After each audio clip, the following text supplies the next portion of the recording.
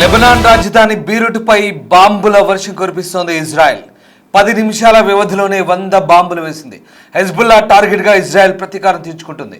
Hezbollah స్థావరాలను నాశనం చేసింది IDF. కాల్పుల విరమణ లెబనాన్కి వర్తించబోదంటూ ముందే హెచ్చరించింది ఇజ్రాయెల్. అన్నట్లుగానే బీరుట్పై మిసైళ్లతో దాడి చేస్తోంది. అపార్ట్మెంట్లపై వైమానిక దాడులు చేసింది ఇజ్రాయెల్. 10ల సంఖ్యలో జనం కూడా మృతి చెందినట్టుగా తెలుస్తోంది. నిన్న 2 వారాల పాటు తాత్కాలిక కాల్పుల విరమణ ఒప్పందానికి వచ్చినప్పటికీ ఆ ఒప్పందంలో లెబనాన్ భాగం కాదంటూ ఇజ్రాయెల్ తెగేసి చెప్పింది. అన్నట్టుగానే హెజ్బుల్లాపై భీకర దాడులు చేసింది. దానికి సంబంధించిన దృశ్యాలు చూస్తున్నాం. తాజా దాడుల దృశ్యాలవి disturbing content on big TV screen. ఇక మిసైళ్లతో లెబనాన్పై ఇజ్రాయెల్ విరుచుకుపడింది. లెబనాన్పై ఇజ్రాయెల్ మిసైల్స్ అటాక్ చేసింది. ఏకంగా 100 మిసైళ్లతో అటాక్ చేసినట్టుగా తెలుస్తోంది. అమెరికా ఇరాన్ సీజ్ ఫైర్ ఒప్పందం పరిధిలో లెబనాన్ లేదంటూ ఇజ్రాయెల్ ప్రధాని నెతన్యాహు చెప్పుకొస్తున్నారు. దక్షిణ లెబనాన్లోని టైర్ సిటీని ఖాళీ చేసి వెళ్ళిపోవాలంటూ ఇజ్రాయెల్ ఆదేశాలు జారీ చేసింది. ఈ ఆదేశాలు జారీ చేసిన గంటల వ్యవధిలోనే ఆ ప్రాంతంలోని ఒక పెద్ద బిల్డింగ్పై మిసైల్స్తో విరుచుపడింది. కాల్పుల విరమణ ఒప్పందం లెబనాన్కు వర్తించదంటూ ఈ దాడులను ఇజ్రాయెల్ ప్రధాని బెంజమిన్ నెతన్యాహు సమర్థించుకున్నారు. మీరు చూస్తున్న దృశ్యాలు దక్షిణ లెబనాన్లోని టైర్ సిటీలో హిజ్బుల్లా కార్యకలాపాలను కొనసాగిస్తున్నట్లు ఇజ్రాయెల్ భావిస్తున్న స్థావరాలకు సంబంధించిన దృశ్యాలు. ఒక్కసారి ఆ డిస్టర్బింగ్ కంటెంట్ చూస్తున్నారు, ఆ దృశ్యాలు చూద్దాం.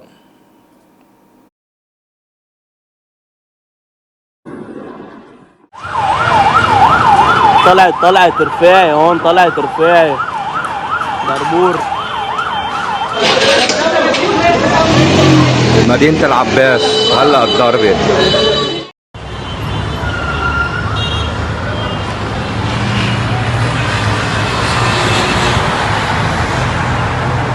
هيدا فيديو مباشر من الكولا، يعني الضربة صوب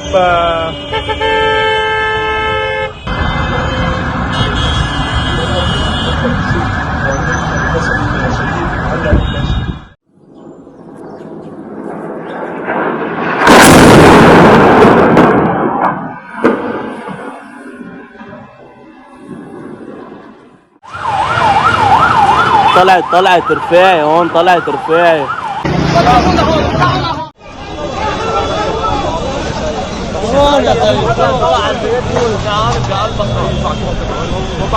هذه بحي السلم هلا بحي الجامعة. هو في حدا؟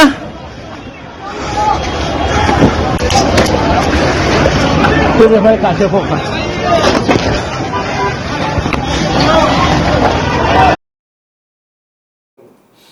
లెబనాన్పై యుద్ధం కొనసాగుతుందంటూ ఇజ్రాయెల్ స్పష్టం చేస్తోంది. 2 వారాల అమెరికా ఇరాన్ కాల్పుల విరమణ ఒప్పందంలో భాగంగా లెబనాన్కు చెందిన హెజ్బుల్లా ఉత్తర ఇజ్రాయెల్ పైన లెబనాన్లోని ఇజ్రాయెల్ సైనికులపైన దాడులను నిలిపివేసింది. అయితే ఇజ్రాయెల్ కూడా ఈ కాల్పుల విరమణకు కట్టుబడి ఉండాలని, లేకపోతే ప్రతిదాడులు తప్పు అంటూ హెజ్బుల్లా హెచ్చరించింది. ఈ నేపథ్యంలో హెజ్బుల్లా హెచ్చరికలను బేఖాతరు చేస్తూ దక్షిణ లెబనాన్పై ఇజ్రాయెల్ బుధవారం కూడా దాడులు కొనసాగించింది. లెబనాన్లో యుద్ధం కొనసాగుతుందని, కాల్పుల విరమణ ఒప్పందంతో లెబనాన్కు చోటు లేదంటూ ఇజ్రాయెల్ సైనిక ప్రతినిధి అవిచాయ్ అడ్రాయి ఒక ప్రకటనలో చెప్తున్నారు. ఇక దక్షిణ లెబనాన్లోని సామాన్య ప్రజలు సురక్షిత ప్రాంతాలకు వెళ్ళిపోవాలంటూ మరోసారి ఇజ్రాయెల్ ఆదేశాలను గుర్తు చేస్తున్నారు. దక్షిణ లెబనాన్ అంతటా ఇజ్రాయెల్ దాడులు కొనసాగుతున్నాయి. ఇక సదరన్ లెబనాన్లోని ఒక హాస్పిటల్కు దగ్గరలో ఒక బిల్డింగ్పై ఇజ్రాయెల్ సైన్యం జరిపిన వైమానిక దాడిలో 4 మరణించినట్టుగా తెలుస్తోంది. భీకర దాడులు కొనసాగుతున్నాయి. లెబనాన్లో ఇప్పటి వరకు ఇజ్రాయెల్ జరిపిన దాడుల్లో దాదాపు 1500 మందికి పైగా మృతి చెందినట్టుగా తెలుస్తోంది. ఈ దాడుల కారణంగా లెబనాన్లో మానవతా సంక్షోభం రోజు రోజుకి తీవ్రమవుతున్నట్టుగా మనకు అర్థమవుతుంది. Lebanese ministry of public health ప్రకారం మార్చి 2 నుంచి ఇప్పటి వరకు దాదాపు 1500 మంది చనిపోయారు. అలాగే గాయపడ్డ వారి సంఖ్య కూడా 5000కు చేరుకుంది. గత అంచనాలతో పోలిస్తే ఈ సంఖ్యలు వేగంగా పెరగడం పరిస్థితి ఎంత ప్రమాదకరంగా మారిందో స్పష్టంగా అర్థమవుతుంది. క్షతగాత్రుల తరలింపు, ఆసుపత్రిలో చికిత్స సమయాల్లో మరణాల వంటి కారణాలు కూడా ఈ సంఖ్యను నిరంతరం మారుస్తున్నట్టుగా మనకు కనబడుతోంది. ప్రాణ నష్టంతో పాటు దేశంలో అంతర్గతంగా నిరాశ్రయులైన వారి సంఖ్య కూడా భారీగా పెరుగుతోంది. ఇక దాదాపు లెబనాన్లో ఇప్పటి వరకు 13 లక్షల మందికి పైగా తమ ఇళ్లను వదిలి రీలోకేట్ అంటే ఇతర ప్రాంతాలకు తరలిపోయినట్టుగా తెలుస్తుంది. ఈ భారీ వలసల కారణంగా మున్సిపాలిటీలు, పాఠశాలలు, తాత్కాలిక శిబిరాలు, అలాగే ఆరోగ్య కేంద్రాలపై తీవ్ర ఒత్తిడి ఏర్పడుతుంది. అనేక కుటుంబాలు ప్రాథమిక సౌకర్యాలు లేకుండా ఇబ్బందులు పడుతున్నట్టుగా తెలుస్తుంది. మరోవైపు రాజధాని బీరుట్పై దక్షిణ శివారు ప్రాంతాలపై దాడులు మరింత తీవ్రమవుతున్నాయి. కొన్ని గంటల్లోనే ప్రస్తుతం భీకర దాడులు జరిగాయి. దాదాపు 100 అటాక్స్ జరిగినట్టుగా తెలుస్తోంది. ఇజ్రాయెల్ చెందిన యుద్ధ విమానాలు తక్కువ ఎత్తులో తిరుగుతూ దాడులు కొనసాగించడం ప్రజల్లో భయాందోళనగా దారితీస్తోంది. ఇది సరిహద్దును దాటి కొనసాగుతున్న వైమానిక ఒత్తిడికి సంకేతంగా భావిస్తున్నారు. ఇక దాడులకు ముందు స్పష్టంగా హెచ్చరికలు జారీ చేస్తున్నారు. ఆ ప్రాంతాలను ఖాళీ చేయమని చెప్తున్నారు. అయినా కొంతమంది వాటిని పెడచెవిన పట్టడంతో ప్రాణ నష్టం కొనసాగుతోంది. ఎక్కువగా రవాణా సమస్యలు, తక్కువ సమయం వంటి కారణాలతో కూడా కొంతమంది సురక్షిత ప్రాంతాలకు వెళ్ళలేకపోతున్నట్టుగా తెలుస్తోంది. దీంతో హెచ్చరికల తర్వాత కూడా భారీ నష్టం సంభవిస్తోంది. మరోవైపు దక్షిణ లెబనాన్లో యుద్ధానికి కేంద్ర బిందువుగా ప్రస్తుతం కనిపిస్తోంది. కఫర్హట్టా ప్రాంతంపై జరిగిన దాడిలో చాలామంది మరణించారు. అలాగే నాబతియా జిల్లాపై, గ్రామాలపై భీకర దాడులు కొనసాగాయి. మరోవైపు రహదారులు, పౌర మౌలిక వసతులు తీవ్రంగా దెబ్బతిన్నాయి. అలాగే బుర్జురహల్, టైర్ జిల్లా, సదరన్ లెబనాన్లోని చాలా ప్రాంతాలు భీకరంగా దెబ్బతింటున్నాయి.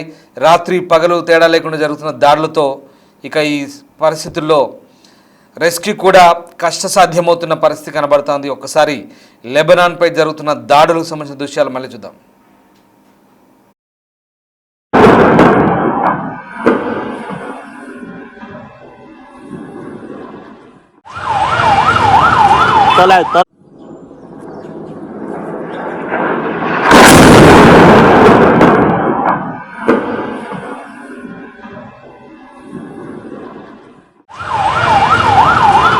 طلعت رفاعي هون، طلعت رفاعي بربور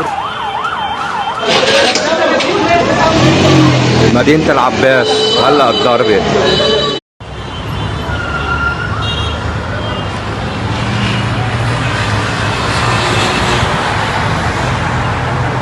هيدا فيديو مباشر من الكولا، يعني الضربة صوب.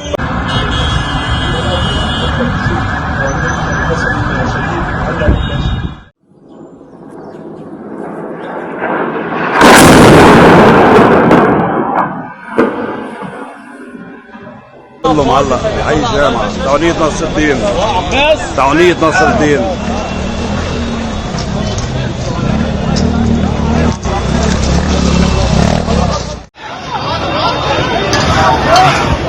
هو في حدا؟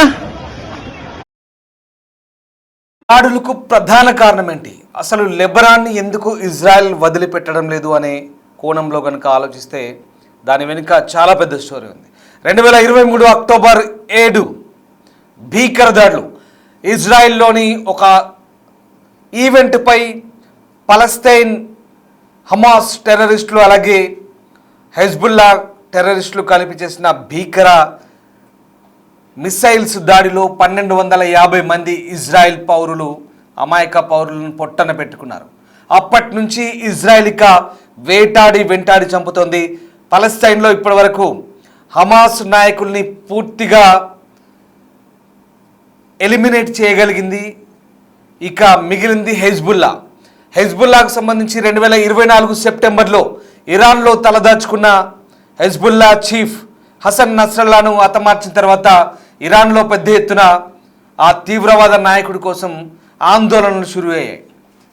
దీనంతటికీ కారణం ఇరాన్ పెంచి పోషించిన ఈ తీవ్రవాద మూకలు హమాస్ కానీ, హెజ్బుల్లా కానీ, హూతీలు కానీ వీళ్ళంతా కూడా ఇజ్రాయెల్ దేశంపై విరుచుకుపడమే ప్రధాన కారణం. దీంతో ఇక శత్రువులను ఎట్టి పరిస్థితుల్లో ఉపేక్షించకూడదు, మరి ముఖ్యంగా తీవ్రవాదాన్ని ఎట్టి పరిస్థితుల్లో టాలరేట్ చేయకూడదంటూ భావించినటువంటి ఇజ్రాయెల్ అప్పటి నుంచి కూడా భీకర దాడులు చేస్తుంది. హమాస్ను పూర్తిగా తుడిచిపెట్టింది పలస్తీన్లో. అలాగే ఇక హెజ్బుల్లాను కూడా దాదాపుగా ఇప్పటి వరకు 7,000 మంది హెజ్బుల్లా పోరాట యోధులుగా చెప్పుకునే హెజ్బుల్లా కమాండర్లను 7,000 మందిని హతమార్చారు. అందులో దాదాపుగా పోయిన సంవత్సరమే 4,000 మందికి పైగా హతమార్చినట్టుగా తెలుస్తుంది. 2023లో ఇంకా 3,000 మందిని హతమార్చారు. ఇప్పటి వరకు హెజ్బుల్లా వైపు నుంచి వస్తున్నటువంటి సమాచారం, అధికారిక సమాచారం, ఆమ్నెస్టీ ఇంటర్నేషనల్ లాంటి సంస్థలకు ఇచ్చినటువంటి అధికారిక సమాచారం ప్రకారమే ఈ లెక్కలున్నాయి.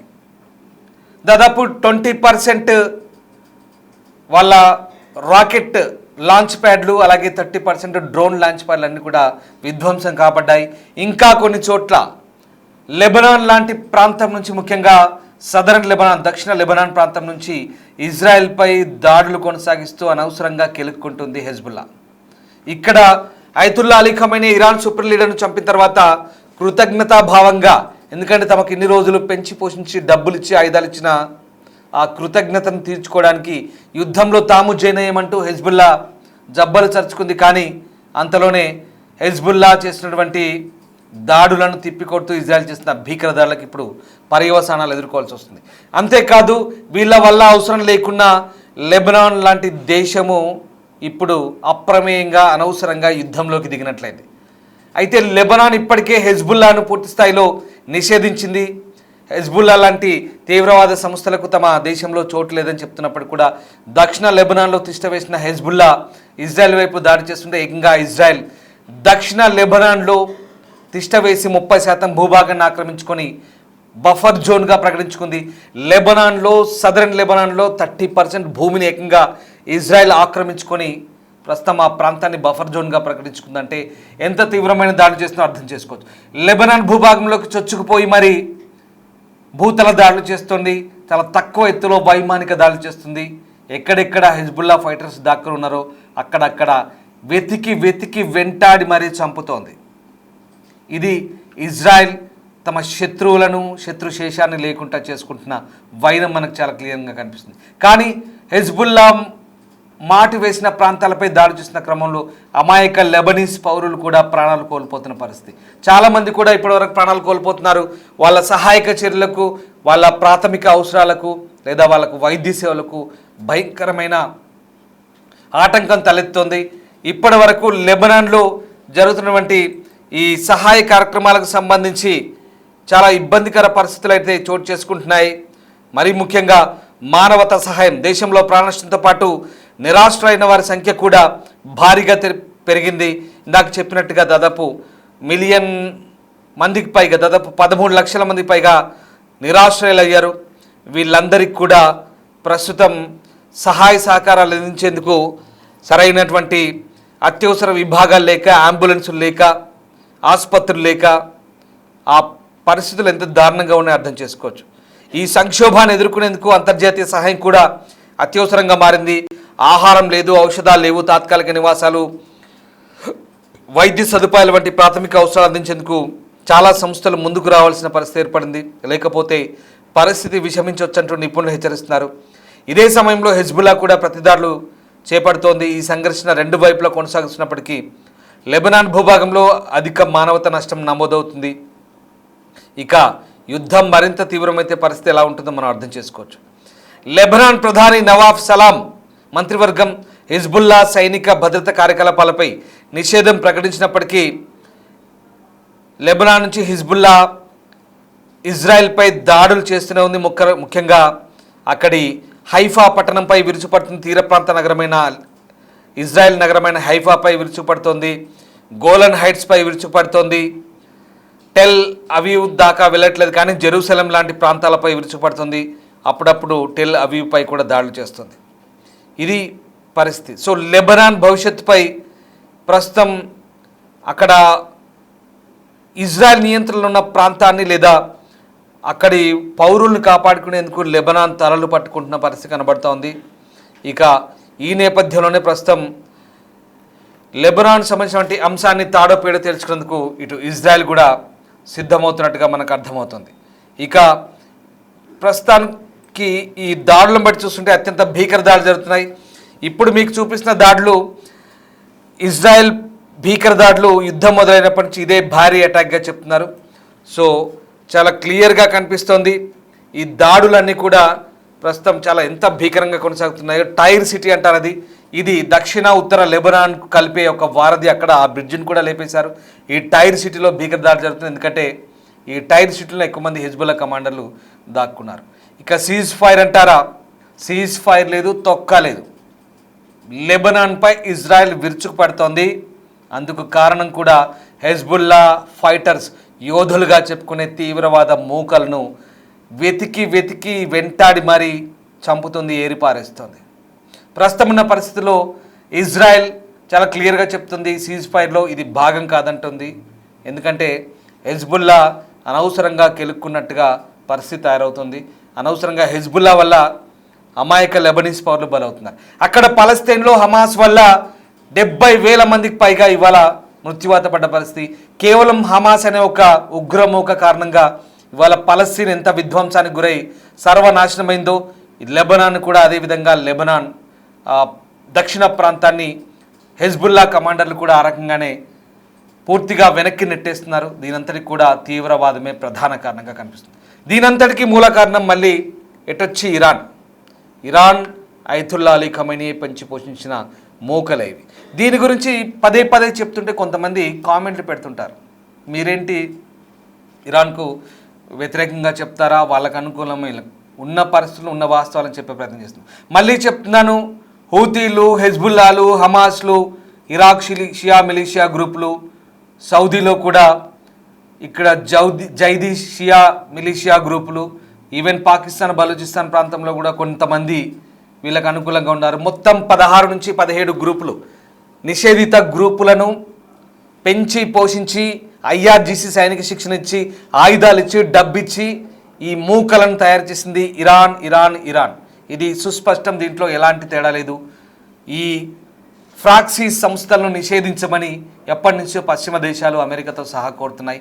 అయినా మాట వినకపోవడంతో పరిస్థితి ఇప్పుడు ఇక్కడ దాకా వచ్చింది. ఇది కాదనలేని వాస్తవం. కావాలంటే ఇంకా పూర్తి వివరాలు తెలుసుకోవాలంటే మీరు కూడా దీనికి సంబంధించినటువంటి శోధన చేస్తే మీకే అర్థమవుతుంది. సో ఇది పరిస్థితి. ఉన్నటువంటి పరిస్థితులను, ప్రస్తుత సమకాలీన అంశాలను, యుద్ధ పరిణామాలను, పర్యవసానాలను మీకు ఎప్పటికప్పుడు చెప్పే ప్రయత్నం చేస్తున్నాం. అంతర్జాతీయ వార్తా సంస్థల నివేదికల ఆధారంగా మీకు ఉన్నట్టుగా ఎలాంటి నిష్పక్షపాతం లేకుండా ఎవరి వైపు తూగకుండా ఉన్నటువంటి వార్తలను, అప్డేట్స్ను మీకు అందించే ప్రయత్నం చేస్తున్నాం. ఇంకా యుద్ధానికి సంబంధించిన వార్తలను, తాజా అప్డేట్స్ను ఎప్పటికప్పుడు అందించే ప్రయత్నం చేస్తాం. Thanks for watching.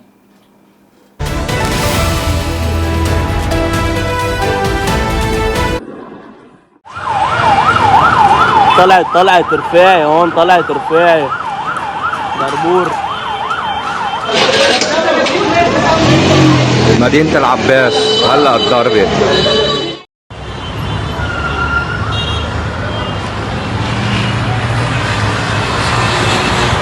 من الكولا، يعني الضربة صوب